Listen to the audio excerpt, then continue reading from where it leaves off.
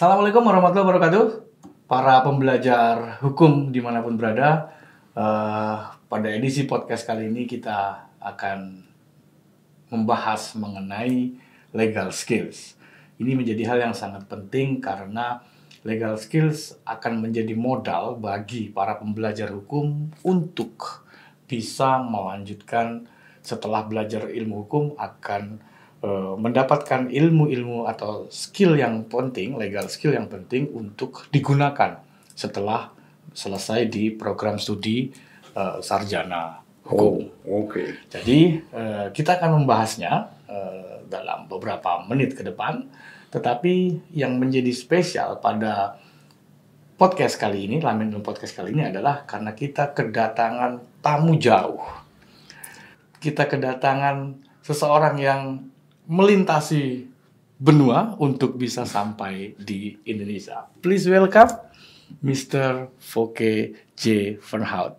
Welcome to Samarinda. Selamat datang di Samarinda.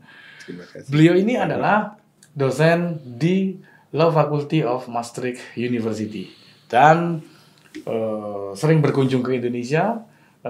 Sering memberikan juga materi-materi terkait dengan legal skill, filsafat, ataupun tentang family law di berbagai macam universitas, baik di Belanda ataupun di Indonesia.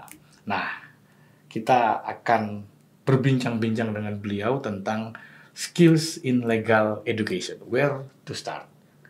Nah, sebelum ke materi tentang skills in legal education, where to start. Ini gimana nih Pak Foke? Ini apakah your first time come to Samarinda? Apakah ini pertama kalinya Anda ke Samarinda? Ya, pertama kalinya. Ya. Saya belum melihat pusat kota, tetapi saya yakin semuanya indah dan bagus. Ya. Ini akan Samarinda, for your information, Samarinda akan menjadi daerah penyangga untuk ibu kota baru, Indonesia yang baru, ya, ibu kota Nusantara, sehingga perkembangan kota Samarinda pastinya akan melesat ketika nantinya benar-benar ibu kota negara berada di sini, berada di dekat dengan kota Samarinda. Nah, oleh karena itulah orang di sini suka itu karena itu berarti juga ada banyak bangunan yang sangat besar. Seperti di Jakarta. Ada lalu lintas di mana-mana, padat, jalan-jalan yang padat, macet di mana-mana. Betul. Nah, salah satu yang harus kita siapkan adalah para mahasiswa hukum untuk menghadapi situasi ibu kota negara. Oh ya. So, mereka harus dibekali dengan skill in legal education karena jika tidak dibekali dengan skills yang mumpuni dalam ketika dia belajar hukum, maka saya khawatir mereka tidak bisa bersaing dengan karena ibu kota is different dengan situasi yang sekarang karena ibu kota negara, sehingga mereka harus terbiasa untuk melakukan berbagai macam analisis hukum supaya tidak kalah dengan orang-orang yang nantinya akan datang ke sini. Dan sebagai sebuah ibu kota negara, tentu saja aspeknya tidak hanya hukum nasional, tetapi juga international law. Nah, sehingga sekali lagi ini akan menjadi perbincangan yang menarik ketika kita bicara apa yang diperlukan oleh mahasiswa, skills in legal education apa yang diperlukan oleh mahasiswa agar ketika mereka nanti lulus, mereka finish their study di sarjana hukum, mereka bisa bersaing dengan orang-orang di luar sana. Nah, itu yang akan kita bicarakan, Mr. Foke. Ya, oke. Tapi sebelumnya bisa sedikit diceritakan. Ini kok Mr. Foke, apa yang membuat Mr. Foke tertarik dengan Indonesia ini? Atau bagaimana ceritanya bisa nyasar ke Indonesia ini? Karena ini kan bukan yang pertama Mr. Foke datang ke Indonesia, kan? Bukan pertama kali. Pertama kali saya ke Indonesia sudah 66 tahun dan hampir 12 bulan. Karena saya lahir di Indonesia. Ternyata Mr. Walkie lahir di Indonesia. Saya lahir di Jakarta dan setelah 18 hari orang tua saya pindah ke Medan. Oh ya? Dan saya tinggal di Medan 18 bulan dan setelah itu saya diusir oleh Bung Karno. Dia tidak mau saya masih di sini dan orang tua saya. Semuanya diusir. Oh, kembali ke Belanda begitu. Kembali ke Belanda, ke Belanda.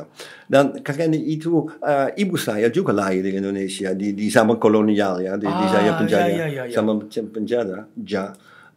Dan di rumah saya kalau saya kecil semuanya dari Indonesia. Ada peralatan dari Indonesia, ada lukisan dari Indonesia, ada makanan dari Indonesia, ada juga kata-kata dari Indonesia. Karena di rumah orang tua saya tidak pernah dibilang banan seperti di bahasa Inggris dan bahasa Belanda, tetapi selalu pisang. Selalu pisang. Pisang, ya. Karena itu budaya di keluarga orang tua saya dipengaruhi oleh Indonesia. Jadi sebetulnya sudah cukup akrab dengan Indonesia karena lahir di Jakarta, pernah tinggal di Medan, dan kemudian sempat kembali ke Belanda lalu kembali lagi ke Indonesia. Iya, kembali lagi di Indonesia di tahun 2009. Ada proyek di fakultas saya, proyek untuk bekerja sama dengan UGM dan dengan Universitas Udayana Bali. di Bali. Ya. Dan saya diundang untuk ikut serta 2009 tahun 2009 pertama kali saya kembali ke Indonesia, kembali lagi ke Indonesia, dan setelah itu hampir setiap tahun saya ke sini untuk mengajar di UGM atau untuk memberikan kuliah tamu atau wisata. Ya, luar biasa. Jadi ini sebetulnya tanah kelahiran juga ya, Indonesia. Setiap kali ada Indonesia Raya. Indonesia Raya. Saya sedikit terharu kalau saya mendengarnya. Jadi Indonesia. That's our national anthem. Karena tanah ibuku. Karena ibu saya juga lahir di Indonesia, di Jatinegara. Di Jatinegara, ya. Oke. Jadi ya sebetulnya sudah tidak asing dengan Indonesia. Saya tidak asing ya. Iya, makanya sayangnya saya tidak punya kewarganegaraan Indonesia. Walaupun saya lahir di Indonesia dan ibu saya lahir di Indonesia, dan biasanya kalau ada seseorang sekarang yang lahir di Indonesia dan juga ibunya lahir di Indonesia, dia menjadi warga negara Indonesia. Tetapi ada pengecualian di undang-undang kewarganegaraan Indonesia. Kalau kalau orang tua lahir di Indonesia di zaman penjajah, zaman kolonial. Betul di undang-undang kewarganegaraan. Karena saya lahir di zaman Soekarno, apa-apa, tetapi ibu saya di zaman sebelum Indonesia merdeka. Sebelum Indonesia merdeka, kan itu saya tidak punya kewarganegaraan Indonesia dan saya sedikit sedih. Mungkin bisa mengajukan naturalisasi mungkin. Saya sudah mengirim surat email ke kedutaan besar di Den Haag. Di Belanda, tetapi tidak ada jawaban. Mereka tidak menjawab. Mereka tidak peduli. Karena tidak mau. Sudah ada terlalu banyak orang Indonesia. Tapi banyak sekali pemain-pemain sepak bola dari Belanda yang dinaturalisasi ke Indonesia. Memang ya. Keturunan keturunan dari Ambon, Indonesia dan Belanda. Pemain saya pemain tersuka saya adalah Giovanni van Bronckhorst. Giovanni van Bronckhorst from Maluku. From Maluku. Netherlands captain in World Cup. 2010 left back. Giovanni van Bronckhorst. Oke. Actually saya juga penggemar timnas Belanda juga. Oh ya, Karena masih. saya tumbuh dan besar di zaman Belanda bermain di Euro 88. Oh, 88. Ja, Oh, Marco van Basten, Ruud Gullit, Gerald Vandenberg, Oh ya, Ronald Koeman juga. Ronald Koeman. Oh, Ya. Timnas itu terlalu baik. Iya, dan sampai hari ini pun saya Terbaik. masih menjadi pendukung Belanda untuk penganut timnas. Belanda. Iya, Terima kasih. ketika bermain di World Cup kan Ya, begitu. ya. Suatu hari mungkin berharap bisa Indonesia melawan Belanda di Piala Dunia kali. Ya, selalu kami gagal di final, Ya. di babak Iya. terakhir kami gagal. Betul. Oh. Betul. Oke, Mr. Foke. Tentang keterampilan hukum, ya. Ya, kita bicara mengenai keterampilan hukum or skills in legal education. Ya. Apa yang menyebabkan menurut Mr. Foke sehingga Mr. Foke jadi begini, para pembelajar hukum, ini adalah sebuah buku yang ditulis kerjasama antara salah satunya Universitas Mula Warman dengan Universitas Faculty of Law Maastricht University. Dan kita menghasilkan sebuah buku di kerjasama tersebut, menghasilkan sebuah buku yang isinya adalah tentang legal education in 21st century. Ini adalah sebuah buku yang ditulis oleh banyak dosen yang berasal dari Universitas Mula Warman, Universitas Erlangga, Universitas Tadulako, terus kemudian ada Universitas Madura, Universitas di Kupang juga, Kupang, Nusa Cendana Kupang, dan Universitas Borneo Tarakan. Ya, dan salah satu yang ditulis dalam buku ini adalah yang ditulis oleh Mr. Foke pada buku ini adalah skills in legal education, where to start. Apa yang melatar belakangi Mr. Foke menulis artikel ini? Oh, karena saya selalu bertanggung jawab atas pendidikan skills di fakultas saya. Ya. Saya berkembangkannya selama 15 tahun saya kira. Karena itu saya diundang untuk menulisnya.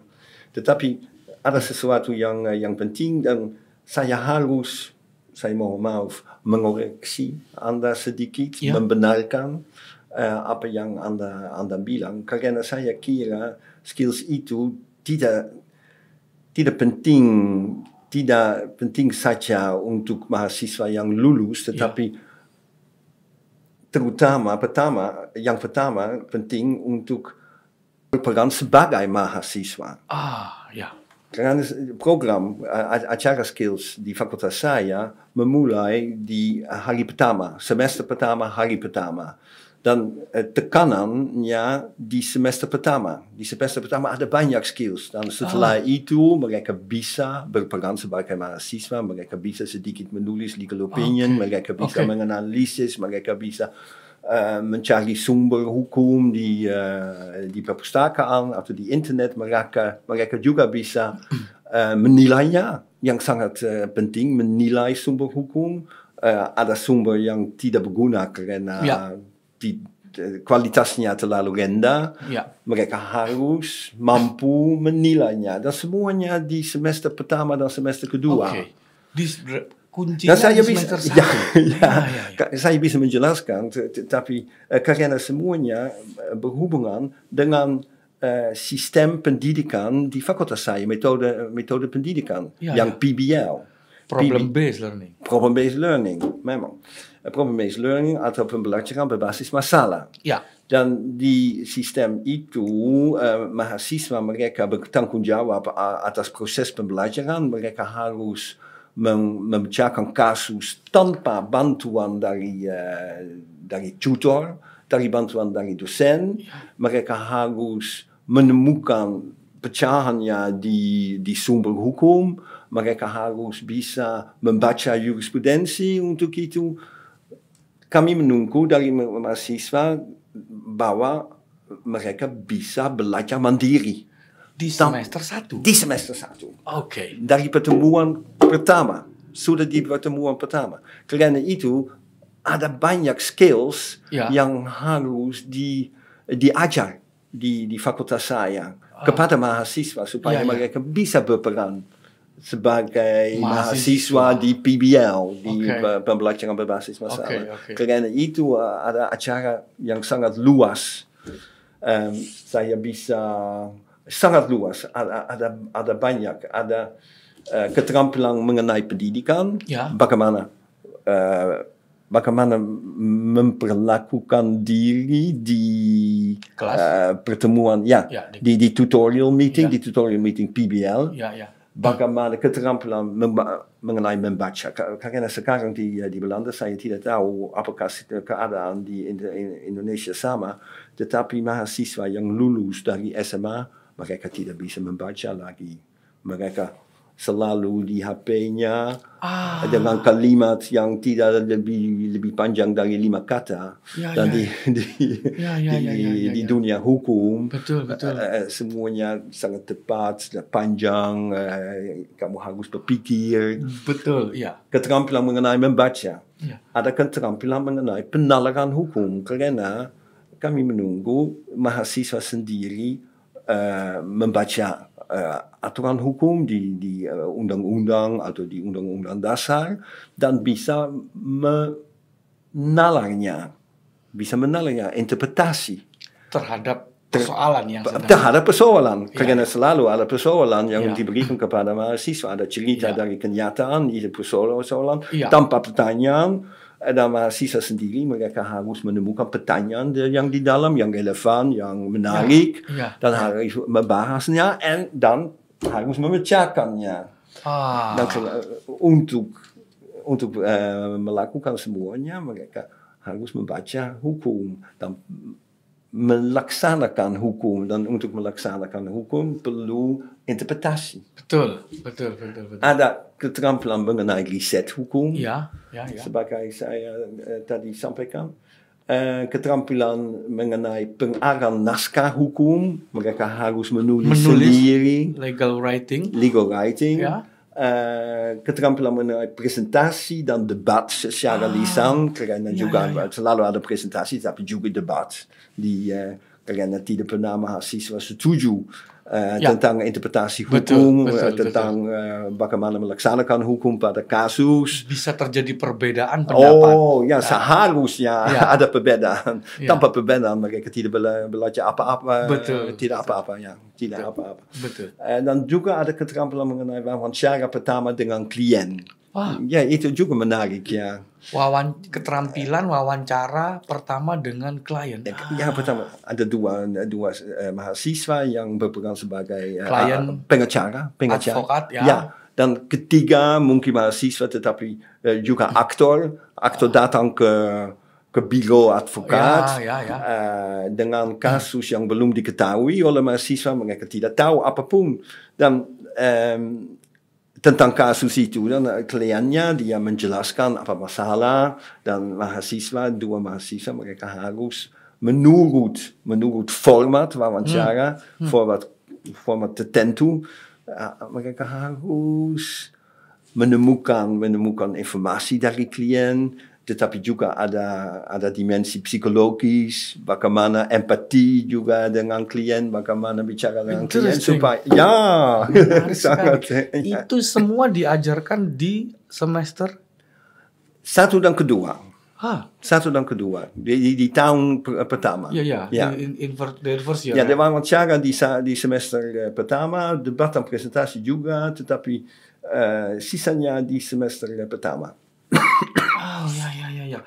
Jadi di semester pertama mereka diberikan legal skills. Banyak legal skills. Juga karena di program, di kurikulum ada 3 aliran. Ada 1 aliran mata kuliah di fakultas saya. Semuanya beda dari Indonesia. 1 aliran mata kuliah itu sekitar 60%. Aliran kedua adalah pelatihan perkembangan profesional, 10%, dan aliran ketiga 30% keterampilan hukum. Setiap semester ada beberapa pertemuan, ada beberapa kuliah juga ceramah, tetapi untuk skillsnya Ada 2 pertemuan setiap minggu Untuk legal skills. untuk legal skills. Oke. Jadi sejak semester 1 dan 2 in their first year, di tahun pertama mahasiswa masuk itu sudah dibekal dengan berbagai macam keterampilan tadi. Ya, Keterampilan menulis, keterampilan berbicara dengan klien, Ya. keterampilan riset, semuanya. keterampilan Ada latihan, ada penjelasan, dan ada diskusi, ada pembahasan, ada semuanya. Ya. Tentang keterampilan itu. Ya. lalu legal substance-nya atau teorinya juga di saat yang sama. Ya, 60% teori. Oh, ya, 60% teori. Ya. Tapi 30% skills saja. 60% keterampilan teorinya, lalu Theorie, kemudian- hukum acara pidana, hukum pidana, hukum perdata, hukum konstitusional, hukum Ya, internasional, hukum Eropa yang Ya, sangat ya, penting ya. di Belanda. Ya. ya itu 60%, and Ya. 30%-nya adalah legal skill. Legal skills. Seberapa penting legal skills ini harus dikuasai oleh mahasiswa? Untuk ujiannya tidak ada ujian biasa. Karena mereka harus melatih. Dan jika mahasiswa tertentu melatih sudah cukup. Dia harus melatih. Karena tingkatnya tidak sama. Dan kami mau tingkatnya naik. Ya. Tetapi naik, ada mahasiswa yang memulai di sini, ada mahasiswa Ya. di sini, dan keduanya naik seperti ini bagus. Ya, Mereka lulus. Ya. Jadi setiap mahasiswa Fakultas Hukum, terutama di Maastricht, memiliki yang namanya legal skills. Oh ya, mereka memiliki legal skills. Mereka memiliki legal skills. Ya. Nah, kalau di dalam artikel ini yang paling harus kita start pertama adalah terkait dengan yang namanya analysis of legal rules, Ya. legal reasoning, and legal writing. Ya, itu sesuatu itu gimana yang itu sesuatu yang khusus untuk fakultas saya. Tidak ada fakultas lain kecuali Leiden saya kira yang menggunakan metode ini karena kami mulai dengan aturan hukum yang dianalisa menggunakan model setiap aturan hukum bisa dipisahkan antara syarat-syarat Ya. dan akibat hukum. Ya, Dan syarat dan akibat. itu sudah skill untuk melakukannya, yang tidak gampang, yang sulit. Skill itu sulit. Juga untuk dosen. Ya, pasti. Karena kami memberikan aturan hukum dari KUHP atau dari KUHP, Ya. dan mereka harus menganalisanya. Dan dari analisis itu ada syarat-syarat yang dihubungkan dengan dan atau ada juga tidak. Tidak, kalau seseorang tidak melakukan itu, maka dia harus Legal consequence. legal consequence, dia harus membayar sesuatu, dia tidak harus bercerai atau Ya. dia menjadi anak angkat. Saya tidak tahu. Ada banyak akibat hukum, ya. Ada banyak. Itu dari udara di Jawa. Polusi. Ya. Betul. Polusi udara. Tidak dari sini. Di sini saya kira udaranya bersih. Dan karena kami menggunakan metode ini, mahasiswa kami mereka bisa berfokus kepada struktur aturan hukum. Mereka akan mengerti bagaimana strukturnya dan bagaimana syarat-syarat harus dipenuhi supaya konklusi, kesimpulan bisa ditarik bahwa akibat hukum memang ada atau tidak. Oke. Itu latihan beberapa minggu. Itu tidak bisa dibelajar di satu pertemuan saja. Okay. Mereka harus latihan. Perlu latihan. Ya, perlu latihan. Dan dari inti metode ini kami bisa memberikan metode bagaimana menulis legal opinion. Karena legal opinion biasanya ada tentang fakta dan pertanyaan hukum. Dan setelah itu ada seleksi. Betul, seleksi seleksi aturan hukum. Ya. Dan di metode yang kami memberikan setelah itu ada analisis aturan hukum. Betul. Dan dari analisis ada syarat-syarat yang bisa diterapkan kepada kasus. Ya. Dan akhirnya ada kesimpulan. Konklusi. Dan itu memberikan kepada mahasiswa juga semangat. Karena kalau mereka menguasai metode ini, analisa aturan hukum, menulis menjadi sesuatu yang bisa jadi secara otomatis. Oke, apa fakta kasus di sana, apa pertanyaan hukum, seleksi aturan satu teoretika, analisis mereka bisa, dan dari analisis menerapkan, dan ada kesimpulan yang ikut dari analisis dan keterapan pada kasus. Ya, harus diakui, Mr. Foke, bahwa di Indonesia, terutama di fakultas saya, posisinya adalah legal writing atau legal writing skills dari mahasiswa ini tidak cukup baik. Apalagi kalau sekarang dikasih tugas tinggal nanya ke artificial intelligence jadi. Ya mungkin, mungkin.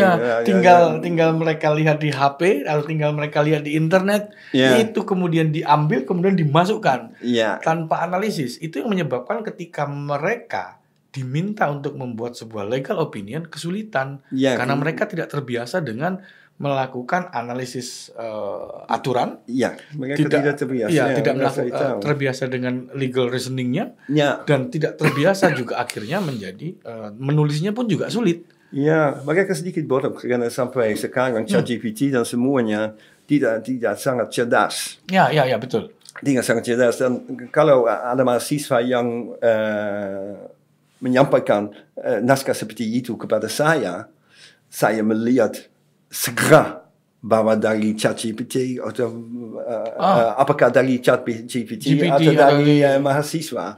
Karena ChatGPT tidak mengerti apapun.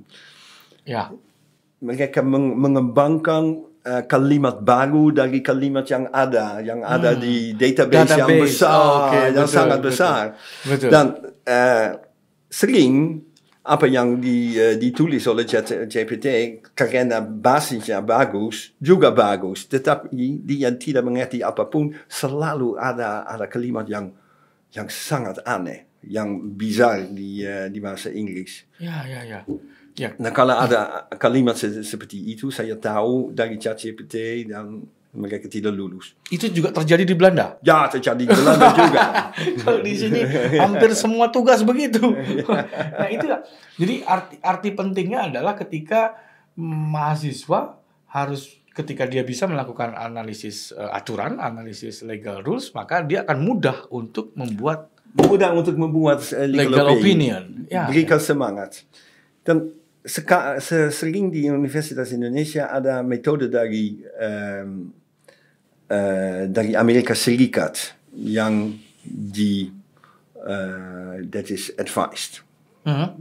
Apa itu di bahasa Indonesia? Yang disarankan untuk digunakan. Disarankan untuk digunakan. Disarankan untuk digunakan. Metodenya IRAC. IRAC, oke. IRAC, oke. Dan IRAC adalah Issues, Rules, Analyze, and Conclusion. Ya. Tepat. Dan tetapi IRAC, di sini ada. Oke. Dengan IRAC ada isu yang bagus, fakta-fakta. Betul. Isu dengan pertanyaan hukum. Ada rules, seleksi aturan bagus. Tetapi setelah itu application pada kasus. Tetapi dengan IRAC tidak ada sesuatu yang bisa menolong mahasiswa untuk menerapkan. Tidak ada analisis hukum yang bisa digunakan. Mereka tidak tahu apa. Seperti, di sini saya akan mengutip saya di legal opinion. Menulis LO. Menulis kesimpulan. Oh, di mana? Oh. Seperti, eigenlijk seperti, di sana, eigenlijk seperti, untuk menerapkan, eigenlijk seperti bagaimana mengirim roket ke Jupiter. Nah, kalau eigenlijk bilang, oke, kamu beli onderdeel, kamu merakit roket, kamu menghitung trajectnya, dan kamu mengirim roket ke Jupiter. Tidak mungkin beli onderdeel dan semuanya. Kamu harus tahu bagaimana merakitnya, bagaimana apa onderdeelnya. Dan eigenlijk seperti itu, analisis bagaimana. Tidak ada metode analisis. Tanpa metode analisis, mahasiswa bingung. Kalau mahasiswa bingung, itu faktor demotivasi juga. Mereka tidak berani lagi untuk menulis. Membuat naskah, untuk menulis naskah, menulis legal opinion. Dengan metode yang kami gunakan, mereka berani. Karena semuanya secara otomatis. Karena itu saya kira metode itu sangat bagus. Tetapi ada juga sesuatu yang sulit, itu adalah bahwa metodenya awalnya sedikit sulit. Di awalnya? Di awalnya. Ya. Tetapi setelah beberapa pertemuan, setiap mahasiswa bisa. Itu akan menumbuhkan motivasi bagi mahasiswa untuk, dan itu akan otomatis ketika mereka melihat persoalan, atau melihat persoalan hukum misalnya seperti yang sekarang sedang terjadi di Indonesia, misalnya masalah hukum tentang bullying misalnya, children bullying misalnya, kan begitu. Jadi mereka bisa langsung membuat analisis. Kalau ada aturan yang bisa terseleksi, itu akan melatih mahasiswa untuk tidak serta-merta membuat analisis sembarangan, tapi mereka ada karena itu legal skills-nya. Permasalahan di Indonesia, mahasiswa di sini mereka kira kalau ada masalah hukum, saya bisa memberikan pendapat saya langsung tanpa alasan. Tanpa alasan, langsung. Menurut saya dan itu sudah cukup. Tetapi di bidang hukum biasanya di Eropa dan di Amerika Serikat, untuk setiap pendapat perlu alasan seperti jurisprudensi, seperti literatur. Tidak langsung, tidak bisa dijawab langsung. Dan di metode ini yang memulai dengan analisis yang sederhana, metodenya diperkembangkan ke metode yang lebih kompleks. Yang juga mengandung jurisprudensi, yang juga mengandung literatur, yang juga mengandung parliamentary proceedings. Apa di bahasa Indonesia? Naskah akademik mungkin misalnya sebelum dibentuk undang-undang. Sebelum di undang-undang. Seperti penjelasan undang-undang di Indonesia ada penjelasan. Mereka harus juga menggunakan itu. Jadi untuk memahami undang-undang, mahasiswa harus membaca terlebih dahulu. Kenapa undang-undang ini muncul? Dari mana asalnya dia muncul? Itu membaca ada keterampilan juga. Karena di hukum, di naskah hukum, naskah hukum menggunakan banyak kata-kata yang tidak digunakan di luar hukum. Betul. Dan mereka harus nah ini dia, keterampilan untuk membaca ini menjadi hal yang sangat penting juga bagi mahasiswa. Sangat penting. Seperti kalau ada contoh pasal KUHP apa di dalamnya, selalu ada kata-kata di aturan hukum yang khusus untuk hukum, dan mereka juga harus mengetahui istilah bahwa tetapi istilah kecil seperti semata-mata atau dan atau atau dan atau atau dan atau apa artinya di analisis hukum? Mereka memiliki legal consequence yang berbeda. Dan atau dan atau atau tidak memiliki legal consequence yang berbeda di masing-masing kata. Tetapi kata-kata seperti semata-mata Ya. itu sesuatu yang sangat sulit. Perlu latihan, perlu juga pikiran, juga refleksi. Ya, perenungan gitu ya. Dipikirkan ini maksudnya apa? Maksudnya apa? Karena sering kalau mahasiswa atau orang lain ditanyakan untuk memberikan parafrase dari aturan hukum, mereka lupa semata-mata. Mereka lupa hanya. Hilang dari analisis, dari parafrase. Itu sesuatu yang tidak sesuai dengan norma hukum, dengan maksud hukum dan makna hukum, dan karena itu juga bagian dari keterampilan yang diajari di fakultas saya. Ya, berarti sederhana tetapi mutlak perlu. Ada keterampilan membaca juga yang harus dilakukan, membaca, memahami kata-kata, memahami frase, semuanya memulai dengan memahami kata-kata dan frase, dan setelah itu memahami jurisprudensi. Di Indonesia jurisprudensi tidak populer. Karena kita tidak menggunakan kita Eropa kontinental. Kita tidak menggunakan stare decisis seperti di Inggris atau di Amerika. Di Indonesia. Tidak ada di Belanda juga, tidak ada di Belanda, tetapi jurisprudensi juga di civil law, kontinental sangat penting. Tanpa jurisprudensi, dan itu terjadi di Indonesia, hukum beku tidak berubah lagi. Karena itu kalau ada buku di Indonesia yang diberikan kepada mahasiswa, semuanya sudah ditulis di tahun 52. Hukum beku di Indonesia menjadi S. Iya, betul. Tidak berkembang karena jurisprudensi dengan jurisprudensi hukum berkembang. Berbasis persoalan-persoalan yang terjadi. Persoalan-persoalan yang diajukan ke pengadilan. Dan pengadilan harus menafsirkan hukum. Betul. Untuk memberikan judgment law. Saya tidak setuju. Judgment law adalah common law. Common law, oke.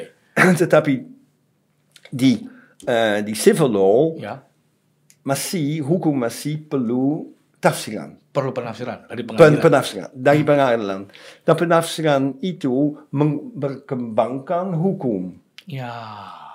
Selalu ada pertanyaan seperti apa makna dari di aturan hukum, ada pasal adalah orang tersebut. Mengapa saya tidak bisa? Saya selalu ada seperti parit. Bukan parit.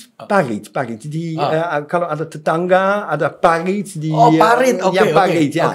Apa parit? Ya, parit bisa ada pendapat lain dari kedua belah pihak. Ada satu pihak yang bilang itu terlalu kecil untuk menjadi parit, saya tidak perlu membayar. Karena keduanya harus membayar supaya paritnya bersih dan semuanya. Dan interpretasi itu harus penafsiran itu harus dilakukan oleh pengadilan. Dan kalau pengadilan bilang kalau lebih dari 30 cm itu adalah parit. Itu menjadi hukum. Dan selalu berbasis karena pengadilan juga dia perlu alasan dari bidang dunia hukum, alasan dari aturan lain, alasan dari jurisprudensi lain, atau dari kamus. Di kamus juga ada rumusan parit. Dan di civil law, hukum kontinental juga jurisprudensi memperkembangkan hukum. Tetapi di setiap itu terjadi di setiap negara di Eropa, tetapi tidak di Indonesia lagi. Karena sampai Soeharto, Mahkamah Agung di sini memberikan putusan yang bagus, yang digunakan di buku lama, yang Anda masih memberikan kepada mahasiswa. Tetapi setelah Soeharto tidak ada jurisprudensi lagi yang digunakan atau yang bisa digunakan. Itu lebih baik sekarang karena website Mahkamah Agung sekarang sudah bisa diakses. Oh ya, sangat bagus.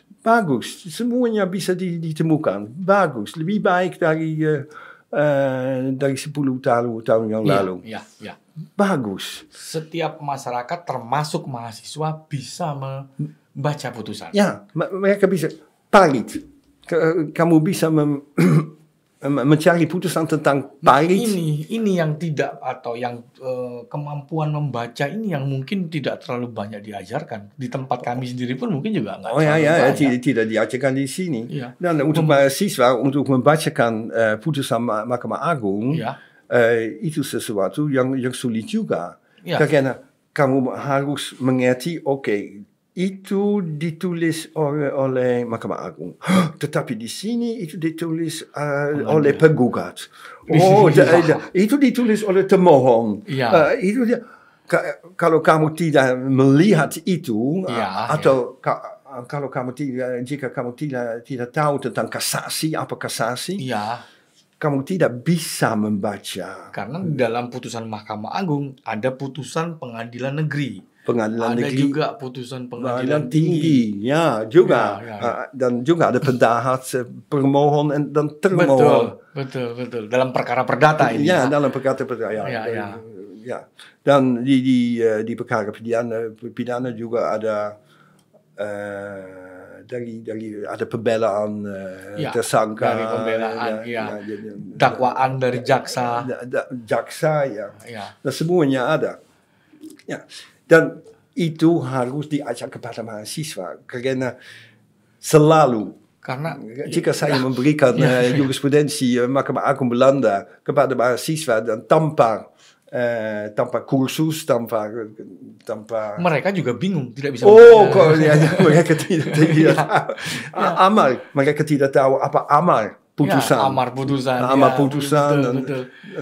Masalahnya kadang-kadang di sebagian tempat jangan-jangan dosanya pun juga nggak bisa baca ini. Berarti dosen juga mereka harus membaca. Dosen dulu harus mengerti dulu bagaimana struktur sebuah putusan. Itu juga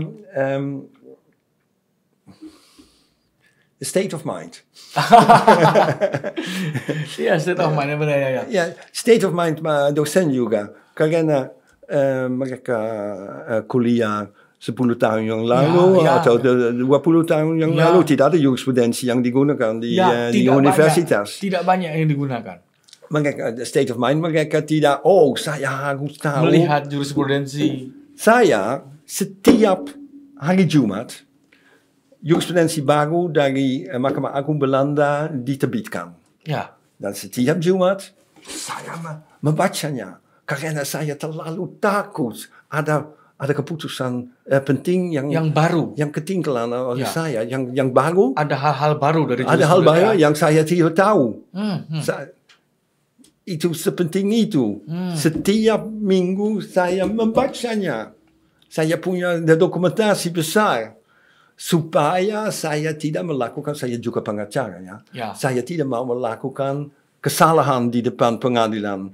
Kesalahan dan mengutip putusan Mahkamah Agung dari 10 tahun yang lalu yang tidak berlaku lagi. Padahal ada yang baru. Iya. Jadi memang kita juga harus memiliki kemampuan, dosen dan mahasiswa harus memiliki kemampuan membaca juga. Nah, itu masalah orang Indonesia kayaknya. Masalah orang Indonesia adalah malas membaca. Orang Indonesia mereka bisa membaca, tetapi itu masalah fakultas hukum di Indonesia atau budaya hukum sedikit. Harus mengubah. Itu makan waktu Setelah beberapa tahun semua, karena di hukum internasional setiap dosen di Indonesia tahu tidak ada hukum internasional tanpa membaca jurisprudensi dari International Court of Justice, Ya, ICJ. dari International Court of Human Rights in Ja, Straatsburg, ja. of de court in. Mereka tahu. Ya. Dan decision from dispute settlement body from Oh, yeah. international organization. Yeah. Ya. Sama. So it's you. They have to change their attitude. It's an attitude, and they have. I agree. Yeah, you agree. They have the right attitude when it comes to international law. They know they cannot do otherwise, but they all studied outside of Indonesia. They all studied in Australia or in Europe or in United States. Yes, and America, yeah. And there it's all case law. It's case law, and case law. And in common law countries, they have a lot of rules. So don't say that it is all coming from the courts there. No, it's rules and courts. And in civil law, rules and courts. And it's a matter of attitude. That's the word what I was looking for. Apa attitude di bahasa Indonesia? Mentality? Ja, mentality. Sikap. Ja. Itu masalah sikap di bidang hukum di Indonesia. Karena jarang. Dari hakim juga, hakim, jaksa, pengacara, fakultas. Tidak menggunakan jurisprudence sebagai perkembangan ilmu hukum itu sendiri. Dan di buku ini juga ada, saya kira beberapa makalah artikel tentang kepentingan jurisprudensi. Ya. Untuk pendidikan hukum. Ya. Berarti kalau begitu posisinya untuk melengkapi analysis of legal rules, legal reasoning, dan membuat legal writing, kemampuan membaca jurisprudence menjadi hal yang penting juga. Penting juga. Di dalam. Di acara di kurikulum saya. Ya, karena ketika kita membuat legal reasoning misalnya, atau membuat sebuah analisis, kita bisa melihat pada jurisprudence. Harus melihat, tidak bisa, harus. Ya. Tidak ada pilihan, Pak. Tidak ada pilihan. Harus membaca jurisprudensi setiap hari Jumat. Oke. Ini yang agak mungkin jarang dilakukan oleh pembelajar hukum di Indonesia ya. Dan tidak semuanya mau membaca jurisprudence karena tebal sekali. Tebal sekali, banyak yang harus dibaca, mana yang menjadi putusan, mana yang apa yang dikatakan dalam hukum itu. Walaupun ada ringkasannya sebetulnya. Ada 8, saya memperkembangkan 8 aturan yang bisa menolong untuk membaca jurisprudensi secara sangat cepat. Biasanya tebal-tebal seperti ini makan 2 hari. Tetapi dengan 8 aturan itu makan 5 menit saja. Wow. Ya, 5 menit. Setebal itu hanya 5 menit. Ya, itu keterampilan juga. Bagaimana membacanya tanpa kehilangan banyak waktu. Itu diajarkan ke mahasiswa juga? Ya. Itu diajarkan ke mahasiswa. Oke, harus diakui bahwa untuk menjadi pembelajar hukum itu, menjadi mahasiswa fakultas hukum itu juga tidak mudah. Tidak mudah, mereka harus bekerja. Mereka harus bekerja. Mereka harus melakukan analisis. Mereka harus melakukan membaca putusan-putusan pengadilan, jurisprudence tadi. Mereka juga harus membaca aturan yang ada sekarang. Mereka juga harus membaca, kalau di Indonesia mungkin bisa ditambah dengan living law, situasi yang hidup di dalam masyarakat. Karena di Indonesia kita punya beberapa living law, customary law yang juga harus diperhatikan ketika menganalisa sebuah perkara. Kalau ada perkara sangat khusus. Tetapi perkara itu tidak diajar di fakultas saya. Ada hukum adat juga. Ada asas-asas hukum adat. Betul. Bagus. Tapi masalahnya itu tadi, mahasiswa tidak dibiasakan dari awal. Ini yang jadi persoalan. Sehingga kita harus change our attitude. Jadi sikap. Mahasiswa harus dibiasakan untuk melakukan analisis terhadap aturan, membuat legal reasoning, yang itu akan memudahkan mereka untuk membuat legal opinion. Karena pada akhirnya nanti Tepat. ketika mereka lulus kuliah misalnya, pekerjaan mereka sebagai advokat misalnya, Ya, mereka ya harus. membuat legal opinion. Ya, membuat legal opinion. Sebagai Dan mereka harus merujuk kepada jurisprudensi. Dan sebagai hakim pun juga nanti ketika misalnya dia bekerja sebagai hakim, dia pun juga akan membuat putusan Ya. yang basicnya adalah legal opinion juga menurut dia. Ya, semuanya sama ya. Semuanya kan sama. Ya, Apapun profesi hukum. hakim, Ya. apapun profesi hukum, jaksa, hakim, pengacara, dosen di di fakultas, mereka semuanya mereka harus menulis opini hukum yang strukturnya sama. Iya, Dan yang strukturnya alasannya sama. Dan alasan yang harus diberikan sama juga. Ya. Dan karena setiap opinion hukum, legal opinion harus beralasan dengan jurisprudensi. Dengan aturan. Ya, rules and jurisprudence. Ya. Ya. Itu primer, yang pertama. Dan mungkin yang kedua juga doktrine. Ya. Ini sumber hukum. Ya. Di Belanda tidak, bukan sumber hukum, tetapi saya kira di Indonesia dianggap sebagai sumber hukum. Ya, dalam buku-buku di Indonesia dianggap sebagai sumber hukum ya. Ya, tetapi itu buku tentang hukum. Tidak. Menurut kami dan menurut setiap negeri di Eropa itu sumber sekunder ya. Ada sumber primer dan sekunder. Sumber primernya adalah rules and jurisprudence. Dan mahasiswa harus dibiasakan untuk melakukan analisis terhadap rules, terhadap aturan. Ya, aturan dan latar belakangnya. Ya, kenapa dia muncul aturan tersebut? Ya. Seperti naskah akademik. Naskah akademik, ya. Dan di Belanda yang sangat penting juga pembahasan di parlemen. Ya. Pembahasan di parlemen. Ada istilahnya di Indonesia, saya agak lupa namanya, tapi ada semacam di Indonesia sebuah undang-undang itu kan dibahas antara pemerintah dengan parlemen posisinya. Ya. Nah, perdebatan antara pemerintah dengan parlemen ini juga menjadi sumber juga ya. Bisa menjadi sumber karena di Belanda perkembangan pembahasan itu sering ada anggota parlemen yang tanya kepada menteri apa maksud dari kata parit. Dan ada jawaban dari menteri. Dan mungkin parlemen bilang, kami tidak setuju, tetapi kalau maksudnya seperti ini kami setuju. Oke, menteri bilang kami akan menafsirkan parit seperti itu. Itu menjadi sumber hukum juga. Ya. Dan semuanya bisa diakses melalui internet di Belanda semuanya. Dari 1814.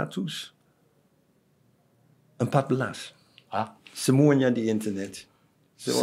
Jurisprudence pembahasan sejak 1814. Jadi kita bisa mengetahui asal-usul mengapa aturan ini muncul. Ya, dari parlemen, semuanya dari parlemen di sana. Semua pembahasan. Ya. Secara huruf demi huruf ya. Kata demi kata. Luar biasa. Literal. Sekali. Ya, itu luar biasa. Itu luar biasa sekali.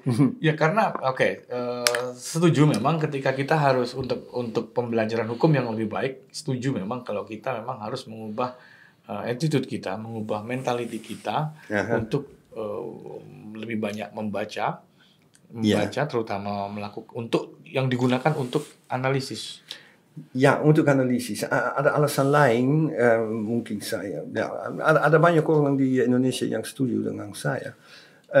Kalau ahli hukum di Indonesia biasa untuk memberikan alasan yang bagus untuk pendapatnya, tidak hanya alasan subjektif, tetapi objektif dari sumber hukum, itu juga membantu untuk menghalangi korupsi.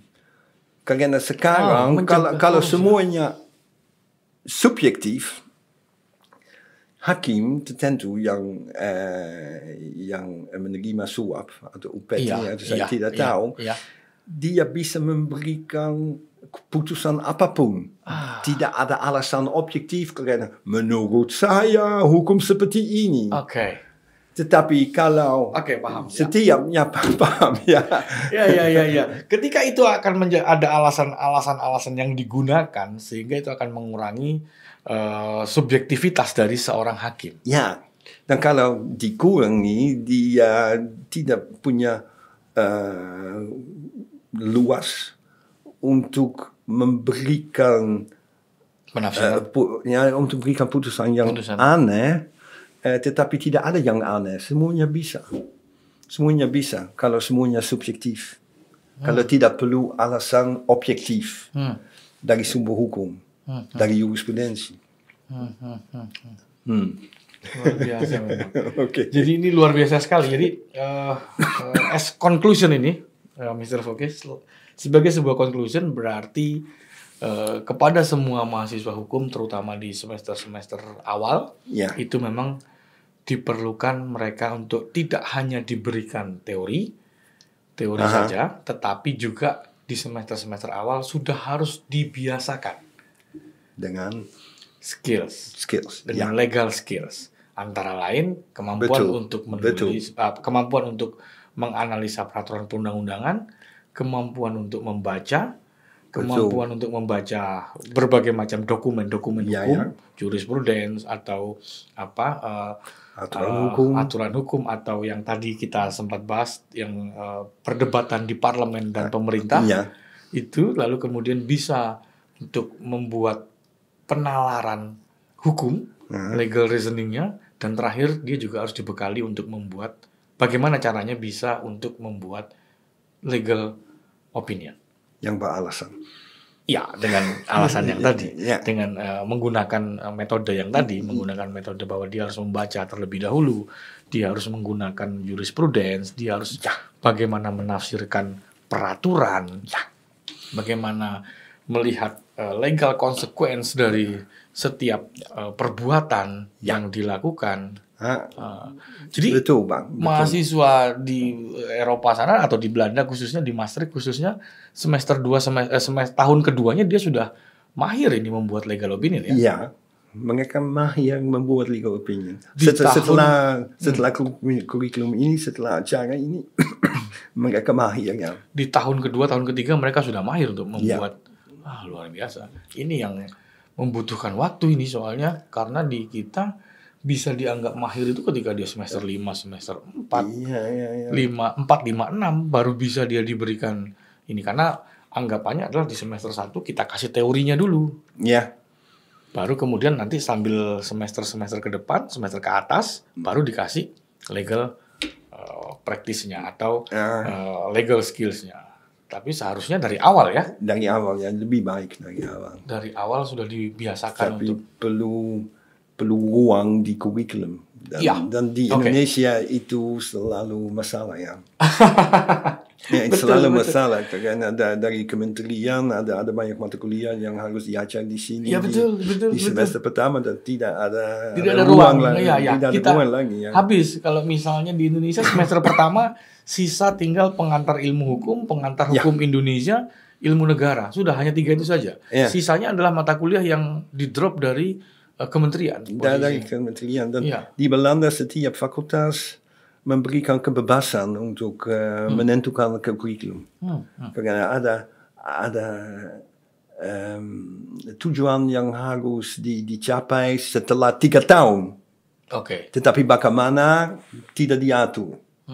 Tidak diatur. Bisa setiap fakultas punya kurikulum yang lain.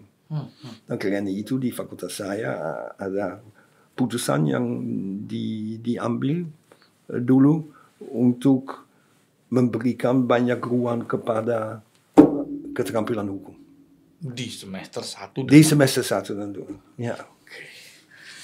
Luar biasa sekali para pembelajar hukum, tak terasa hampir 1 jam kita berbincang mengenai legal education ini dengan Mr. Foke tadi terkait dengan bagaimana supaya mahasiswa Fakultas Hukum nantinya memiliki bukan hanya soal pemahaman teorinya saja, tetapi juga bagaimana memiliki keterampilan atau legal skills.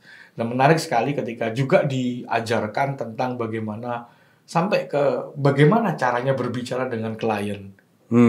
Keterampilan untuk berbicara dengan klien itu ya, memang itu menjadi hal yang luar biasa sekali. Bahkan juga di semester 1, semester 2 juga diajari keterampilan berdebat atau berargumentasi. Karena memang secara lisan. Ya, karena memang setiap mahasiswa Fakultas Hukum pastinya nanti akan masuk di dalam perdebatan-perdebatan karena perbedaan-perbedaan pandangan. Dan itu mereka diajari tentang bagaimana caranya berdebat yang baik dan benar. Di Fakultas Hukum kita diajari berdebat ketika ada lomba. Ketika ada lomba ketika ada competition Tapi ketika tidak ada competition tidak diajarkan. Tapi saya kira ini menjadi hal yang menarik untuk tambahan bagaimana supaya mahasiswa Fakultas Hukum bisa lebih memiliki kompetensi sebagai seorang sarjana hukum. Ini luar biasa sekali, Mr. Foke. Terima kasih. Pembagian pengalamannya, sharing experience and sharing knowledge tentang bagaimana supaya mahasiswa Fakultas Hukum di Indonesia, terutama di kami itu bisa lebih memiliki skills, bukan hanya pemahaman teori tapi juga memiliki legal skills. Yang kami kira legal skills itu ya mungkin hanya tentang bagaimana praktek, bagaimana menyusun gugatan dan segala macam. Ya, itu betul, tetapi perlu ditambah dengan kemampuan atau keterampilan-keterampilan yang lainnya. Karena ini akan menjadi modal bagi mereka selama menjadi mahasiswa dan nantinya ketika mereka selesai menjadi mahasiswa. Luar biasa sekali para belajar hukum. Ini diskusi kita pada Lamin Ilmu Podcast pada episode kali ini. Mudah-mudahan bisa bermanfaat bagi kita semua dan semoga ini bisa menginspirasi kita semua untuk bagaimana agar pendidikan hukum terutama di Indonesia itu bisa lebih baik lagi sehingga pada akhirnya marwah hukum akan tetap terjaga melalui pendidikan hukum. Saya kira itu yang kita bisa perbincangkan. Sekali lagi terima kasih Mr. Foke atas kesediaannya berbagi kesempatan berbagi ilmu, berbagi pengalaman di Lamin Ilmu Podcast. Sampai jumpa di episode Lamin Ilmu Podcast berikutnya. Sekian, terima kasih. Wassalamualaikum warahmatullahi wabarakatuh.